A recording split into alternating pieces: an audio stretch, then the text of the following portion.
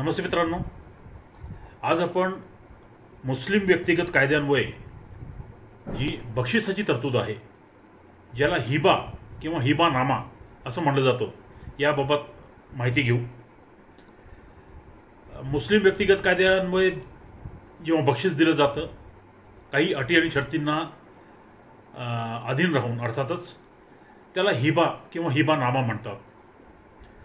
हा हिबा तोंडी किंवा लेखी असू शकतो, अशी मुस्लिम व्यक्तिगत कायद्यामध्ये तरतूद आहे. हिबाबद्दल अनेक न्यायालयांनी निकाल दिलेले आहेत, परंतु अजूनही महसूल अधिकाऱ्यांमध्ये याबाबत मोठ्या प्रमाणात संभ्रम आहे. त्यामुळे आपण आज हा विषय घेतलेला आहे. आता केरळ उच्च न्यायालयाने एका प्रकरणात निकाल देताना असं म्हणलेलं आहे की मालमत्ता हस्तांतरण कायद्याचे कलम 129 आणि भारतीय राज्यघटनेचे कलम 14 याचा एकत्रित अर्थ लावता तर असं स्पष्ट होतं की मुस्लिम कायद्यांतर्गत केवळ धार्मिक कारणासाठी दिलेल्या बक्षिसांनाच नोंदणीतून सूट आहे, इतर कुठल्याही बक्षिसांना सूट नाही, असं केरळ उच्च न्यायालयाने एका निकालपत्रात सांगितलेलं आहे. मुस्लिम कायद्यांतर्गत मुस्लिम व्यक्ती कायदेशीरपणे स्वतःच्या हयातीत, एक लक्षात घ्या, ही जी तरतूद आहे ही मृत्यूपत्रापेक्षा वेगळी आहे. कारण मृत्यूपत्राचा अंमल जो आहे तो व्यक्ती मयत झाल्यानंतर होतो, पण हिबाचा जो अंमल आहे हे मुस्लिम कायदा पाळणाऱ्या व्यक्तींसाठी किंवा मुस्लिम धर्मीय व्यक्तींसाठी ही जी तरतूद आहे ही त्यांच्या हयातीतही ते बक्षीस देऊ शकतात. तर मालमत्ता हस्तांतरण चे कलम जे आहे, कलम 122, याच्यामध्ये बक्षीस किंवा दान याची, गिफ्ट याची प्रक्रिया स्पष्ट केलेली आहे. परंतु हिबा हा जो प्रकार आहे हा मुस्लिम व्यक्तिगत कायद्यानुसार व्यवहार म्हणजे ट्रान्झॅक्शन असा समजला जातो. त्याच्यामुळे मुस्लिम कायदा हिबा या कराराला कायद्याचा भाग मानतो, म्हणजे पार्ट ऑफ कॉन्ट्रॅक्ट लॉ. ठीक आहे, करार कायद्याचा भाग, पार्ट ऑफ कॉन्ट्रॅक्ट लॉ असं मानतो. परंतु हिबासाठी याचं कारण असं आहे की हिबासाठी की म्हणजे मुस्लिम व्यक्तिगत कायद्यानुसार गिफ्ट देण्यासाठी स्वतःच्या हयातीत काही अटी आणि शर्तीची पूर्तता होणे आवश्यक आहे. या अटी आणि शर्ती जर पूर्ण झाल्या नाहीत तर त्याला हिबाचा दर्जा प्राप्त होणार नाही. तर आपण ज्या मुस्लिम कायद्यांमध्ये हिबाच्या अटी आणि शर्ती आहेत याचा पहिले विचार करू. हिबासाठी खालील गोष्टी आवश्यक आहेत. एक तर प्रस्ताव, ज्याला इजाब असं म्हटलं गेलेलं आहे, म्हणजे ऑफर ऑर डिक्लेरेशन, घोषणा. तर जो कोणी डोनर आहे, जो बक्षीस देणार आहे, त्याने असे बक्षीस मला द्यायचे आहे याची घोषणा करणे अत्यावश्यक आहे. त्याच्यामध्ये तो कोणाला आणि कुठली वस्तू बक्षीस देत आहे या प्रकारची ती घोषणा असते आणि त्याने तसा प्रस्ताव ठेवणे आवश्यक आहे. ही घोषणा त्याने स्वेच्छेने केलेली असावी आणि ती स्पष्ट शब्दात असावी, त्याच्यात कुठलाही संभ्रम नसावा. संदिग्ध शब्दात म्हणजे ॲम्बिग्युअस वर्ड्समध्ये केलेली कुठलीही घोषणा ही अवैध ठरेल असं कायद्यातच म्हटलेलं आहे. तसेच एखाद्याला धमकी देऊन किंवा त्याच्यावर जबरदस्ती करून, बळजबरी करून अथवा अयोग्य प्रभावाखाली किंवा फसवणूक करून दिलेला जर असा कुठला हिबा असेल, बक्षीस असेल, तर ते अवैध ठरेल असं कायदा म्हणतो. तर ही पहिली याची जी पहिली तरतूद आहे ती घोषणा त्यांनी करायला पाहिजे. दुसरा आहे स्वीकार, म्हणजे ॲक्सेप्टन्स. ज्याला असं बक्षीस मिळणार आहे, डोनी आपण ज्याला म्हणू, त्याने अशा बक्षिसाचा जो समोरचा माणूस देणार आहे त्याचा स्वीकार केला पाहिजे. फक्त त्याने घोषणा करून, एकतर्फी घोषणा करून पुरेसं नाही, तर त्यांनी ते बक्षिसाचा स्वीकार करायला पाहिजे. तिसरी गोष्ट महत्त्वाची, तिसरी अट आपण म्हणू, याचा हस्तांतरण म्हणजे ट्रान्सफर ऑफ पोजेशन, की जे काही देण्यात आलेले बक्षीस आहे ते ज्याला देण्यात आलेलं आहे त्याच्या ताब्यात त्याला त्याचा ताबा त्या माणसाला देण्यात यावा. आणि चौथी गोष्ट महत्त्वाची जी आहे ती त्याग आहे. म्हणजे एखादी हिबा दिल्यानंतर जो डोनर आहे, दाता जो आहे, त्याने स्वतःच्या मिळकतीतील किंवा जी काही वस्तू दिलेली आहे त्याच्यातील स्वतःचा अधिकार, हितसंबंध, मालकी या सर्व गोष्टींचा त्याग केलेला आहे, त्याग करणे अपेक्षित आहे. असे न झाल्यास हा जो हिबा आहे तो अवैध ठरेल, हे लक्षात घ्या. आणि हिबासाठी किमान 2 साक्षीदार असावेत. आणि हिबाच्या बदल्यात कोणताही मोबदला जो आहे हा कुठल्याही प्रकारचा मोबदला अपेक्षित नाही, हे एक लक्षात घ्या.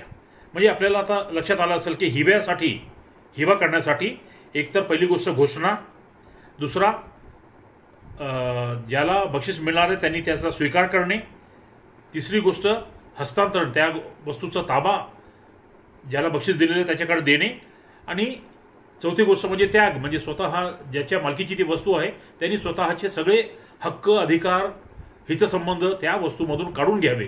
या 4 गोष्टी अत्यंत महत्त्वाच्या आहेत हिबासाठी.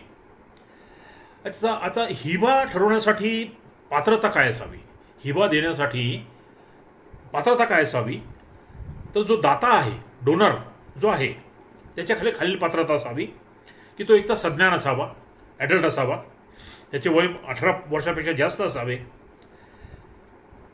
जर तो न्यायालयाने नेमलेल्या पालकाच्या देखरेखीखाली असेल तर तो वयाच्या 21 वर्षानंतर त्याला सज्ञान असं समजण्यात येते, हे लक्षात घ्या. एखाद्या न्यायालयाने पालक जर नेमला असेल एखाद्या अज्ञानाचा तर तो 21 वर्षानंतर सज्ञान झाला असं समजलं जातं. कुठल्याही अज्ञानामार्फत दिलेला हिबा जो आहे तो अवैध ठरेल.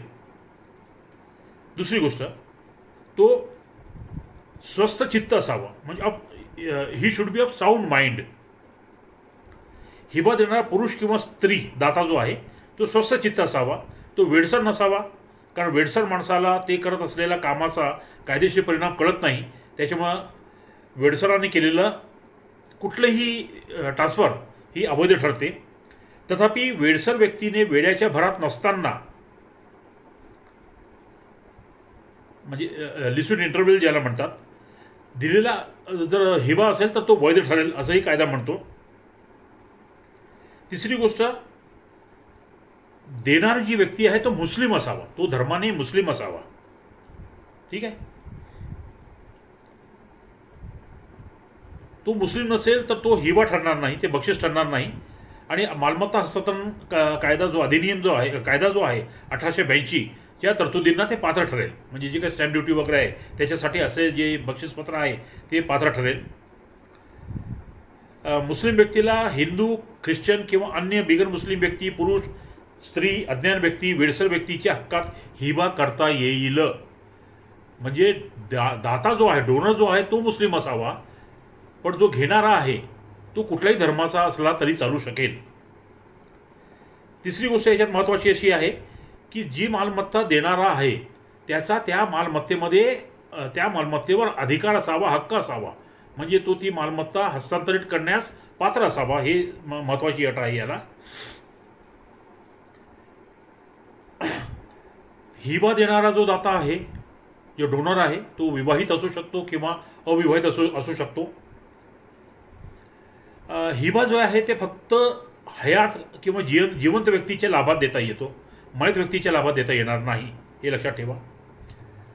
पुढचा मुद्दा जो आहे तो गर्भस्थ अपत्य, चाइल्ड इन वूम्ब, गर्भात असलेल्या अपत्याच्या हक्कात हिबा करता येईल.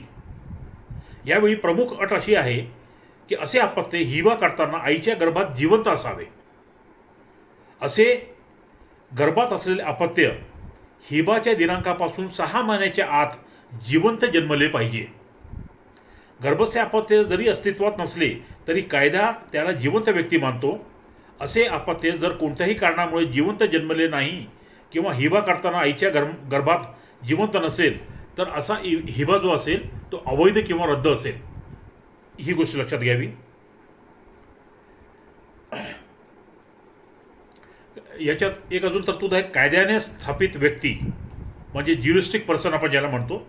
कायद्याने स्थापित व्यक्ती म्हणजे कायद्याद्वारे स्थापन झालेले महामंडळ, नोंदणीकृत संस्था, विद्यापीठ, शाळा, मस्जिद इत्यादी यांचे जैविक अस्तित्व नसले तरीही कायदा त्यांना व्यक्ती मानतो. कायद्यानुसार व्यक्ती या संज्ञेत फक्त जैविक व्यक्ती नव्हे तर कायद्याने स्थापित व्यक्तींचाही, म्हणजे अशा जे आपल्याला सांगितल्या या व्यक्तींचाही समावेश होतो. कायद्याने स्थापित व्यक्ती या सज्ञान आणि स्वस्थ चित्त आहेत, म्हणजे या ॲडल्ट आहेत आणि ऑफ साऊंड माइंड आहेत असे मानले जाते. कायद्याद्वारे स्थापित अशा व्यक्तींचे काही हक्क असतात आणि त्यांच्यावर काही कर्तव्येही सोपवलेली असतात. असा कायद्याने स्थापित व्यक्तींच्या नावे केलेला हिबाही वैध असतो. असा हिबाचा स्वीकार त्या संस्थाचे प्रबंधक किंवा जे कोण सक्षम अधिकारी असेल, कंट्रोलिंग ऑथॉरिटी जो असेल, तो अशा हिबाचा स्वीकार करू शकतो. म्हणजे जिवंत व्यक्ती प्लस ह्या ज्या आपण बघितलं ज्युरिस्टिक पर्सन म्हणजे कायद्याने स्थापित व्यक्ती यांच्या नावे हिबा करता येतो. अज्ञान किंवा वेडसर व्यक्तीच्या नावे हिबा करायचा असल्यास त्याचा स्वीकार म्हणजे आता खाली जे आपण क्रम बघणार आहोत त्या क्रमाने दर्शविलेल्या मालमत्ता पालक म्हणजे गार्डियन ऑफ द प्रॉपर्टी व्यक्ती करू शकतात. ठीक आहे. म्हणजे अज्ञान किंवा वेडसर व्यक्तीच्या नावे जर हिबा केलेला असेल तर त्याचा जो स्वीकार आहे, आपण आधी बघितलं की वेडसर व्यक्तीच्या नावे करता येणार नाही, पण जर करायचं असेल तर या ज्या खालील व्यक्ती आहे ती त्या वेडसर व्यक्तीच्या वतीनं on behalf of that unsound person घेऊ शकतात. पहिला याच्यात अग्रक्रम येतो तो वडील, त्याच्यानंतर वडिलांचा व्यवस्थापक कोणी असेल तर तो, त्याच्यानंतर वडिलांचे वडील आणि वडिलांच्या वडिलांचा व्यवस्थापक हे हिबाचा स्वीकार करू शकतात. परंतु वडिलांच्या उपस्थितीत वडिलांचा व्यवस्थापक किंवा वडिलांच्या वडिलांच्या उपस्थितीत त्यांचा व्यवस्थापक हिबाचा स्वीकार करू शकणार नाही. म्हणजे हा जो व्यवस्थापक आहे हा जेव्हा स्वीकार करेल तेव्हा हे जे वडील किंवा वडिलांचे वडील आहेत ते अनुपस्थित असले तर त्यांच्या वतीने हा स्वीकार करेल, पण ते उपस्थित असले तर वडील किंवा वडिलांचे वडील हे त्याचा स्वीकार करतील. ठीक आहे. मुस्लिम कायद्यान्वये आईला मालमत्ता पालक हाच याचा दर्जा नाही. आई अज्ञान किंवा वेडसर व्यक्तीच्या नावे केलेल्या हिबाचा स्वीकार करू शकत नाही मुस्लिम कायद्यान्वये, हे लक्षात ठेवा. त्याच्यानंतर हिबा एकापेक्षा जास्त व्यक्तींच्या नावे करता येईल का? तर हो, करता येईल. एकापेक्षा जास्त व्यक्ती किंवा एखादा समूह याच्या नावाने हिबा करता येईल, परंतु या सर्वांची एकमेकांशी ओळख असावी आणि प्रत्येकाचा हिस्सा हा स्वतंत्रपणे ठरविण्यात आलेला असावा. तसेच त्या सर्वांनी व्यक्तिगतरित्या किंवा वैयक्तिकरित्या हिबाचा स्वीकार करावा अशी तरतूद आहे. मुस्लिम व्यक्तीला तो जर मृत्यूशय्येवर असेल, मृत्यू व्यक्तीला तो जर मृत्यूशय्येवर असेल तर संपूर्ण मिळकतीचा हिबा करता येईल. कंडिशन काय आहे की तो मृत्यूशय्ये ऑन डेथ बेड असावा. परंतु तो जर मृत्यूशय्येवर नसेल तर त्याला फक्त 1/3 1/3 मिळकतीचा हिबा करता येतो. आता महत्त्वाचा प्रश्न हा की हिबा हा नोंदणीकृत म्हणजे रजिस्टर्ड डॉक्युमेंट असावं का? तर एक लक्षात घ्या, याच्याबद्दल बरेच संभ्रम आहेत आणि अनेक न्यायालयांनी याच्याबद्दल वेगवेगळे निर्णय दिलेले आहेत. कायद्याची तरतूद काय आहे ती आपण पहिले बघू. मुस्लिम कायद्यान्वये हिबा हा तोंडीही असू शकतो, त्यामुळे तोंडी हिबा नोंदणीकृत असावा असं बंधन नाही. आता मालमत्ता हस्तांतरण कायदा जो आहे 1882 कलम 129 129 अन्वये मालमत्ता हस्तांतरण अधिनियम 1882च्या तरतुदी मुस्लिम कायद्यातील कोणत्याही तरतुदींवर परिणाम करत नाहीत अशी तरतूद आहे, लक्षात घ्या. त्यामुळे लेखी हिबा हा नोंदणीकृत असावा असं बंधन नाही. हिबाचा समावेश जो आहे तो शरीयत कायदा 1937 मध्ये करण्यात आलेला आहे. त्यामुळे हिबामुळे भारतीय राज्यघटनेच्या कलम 14चा भंग होत नाही. तथापि दिनांक 5 मे 2011 रोजी माननीय सर्वोच्च न्यायालयाने हफिसा बीबी व इतर विरुद्ध शेख फरीद मयत व इतर या प्रकरणात निकाल देताना परिच्छेद क्रमांक 28 मध्ये मालमत्ता हस्तांतरण कायदा 1882 चे कलम 129 ज्याच्यात आपण सांगितलेलं आहे, म्हणजे ज्याच्यात असे तरतूद आहे की हिमा नोंदणीकृत नसला तरी चालेल. थोडक्यात त्याचा अर्थ आहे 29 मध्ये त्यांनी असं सांगितलेलं आहे की याच्यातल्या ज्या तरतुदी आहे, मालमत्ता हस्तांतरण कायद्याच्या ज्या तरतुदी आहेत त्या मुस्लिम कायद्यातील कोणत्याही तरतुदीवर परिणाम करत नाहीत, अशी कायद्यातच तरतूद आहे. परंतु या हफीजाबीच्या केसमध्ये किंवा प्रकरणामध्ये माननीय सर्वोच्च न्यायालयाने जे सांगितलेलं आहे की ही जी तरतूद आहे मालमत्ता हस्तांतरण कायद्यामध्ये, हिचा अर्थ हा अपरिहार्य प्रतिबंध म्हणजे साईन को नॉन, की असं करूच नये असाच याचा अर्थ आहे, असा घेऊ नये. याचाच अर्थ असा आहे की हिबा हा जर नोंदणीकृत केला तरीही चालण्यासारखा आहे, नाही केला तर मालमत्ता हस्तांतरण कायद्यातील तरतुदीनुसार कलम 129 नुसार तशी अनिवार्यता नाही. आता आपल्याला जे सांगितलं की माननीय न्यायालयाने जे सांगितलेलं आहे ते असं सांगितलेलं आहे की section 129 transfer of property act excludes the rule of Mohammedan law from the purview of section 123, which mandates that the gift of immovable property must be effected by a registered instrument as stated therein. However, it cannot taken as a sine qua non in all cases that whenever there is writing about a Mohammedan gift of immovable property, there must be registration thereof.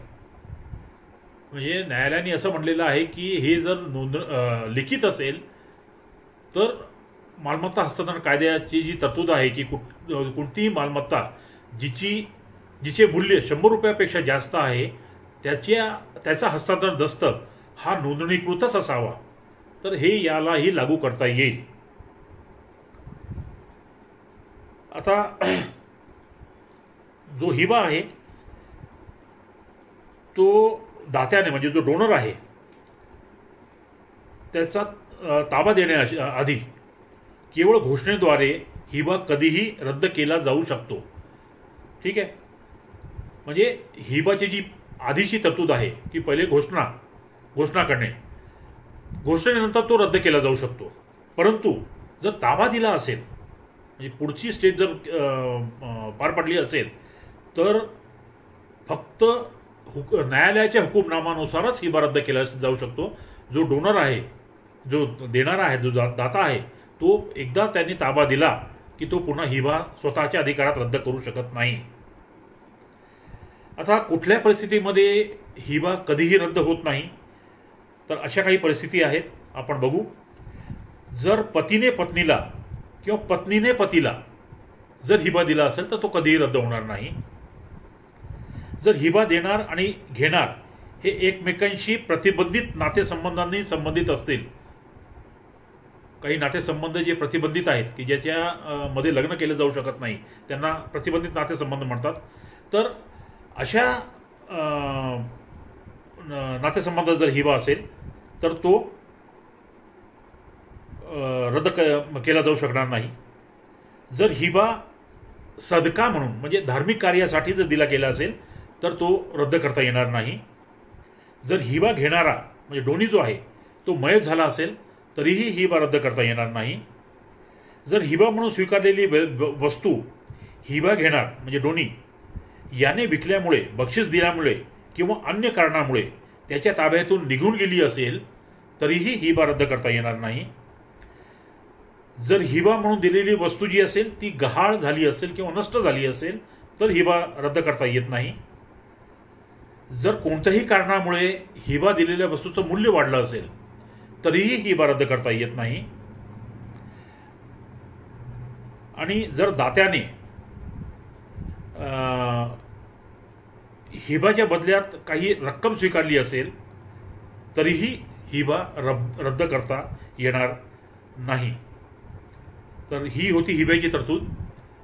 तर एक लक्षात घ्या की हिबा हा कायद्यानुसार नोंदणीकृत नसला तरीही चालतं, आणि सर्वोच्च न्यायालयाने निर्देश दिल्याप्रमाणे तो नोंदणीकृत असावा असंही म्हणलेलं आहे. या दोन्ही तरतुदी आहेत. पण कायद्यामध्ये जसं नमूद आहे की शक्यतो ज्याची किंमत ₹100पेक्षा जास्त आहे अशी कुठलीही मालमत्ता जी आहे ती नोंदणीकृत दस्ताने हस्तांतरित झालेली असावी अशी कायदेशीर तरतूद आहे. धन्यवाद.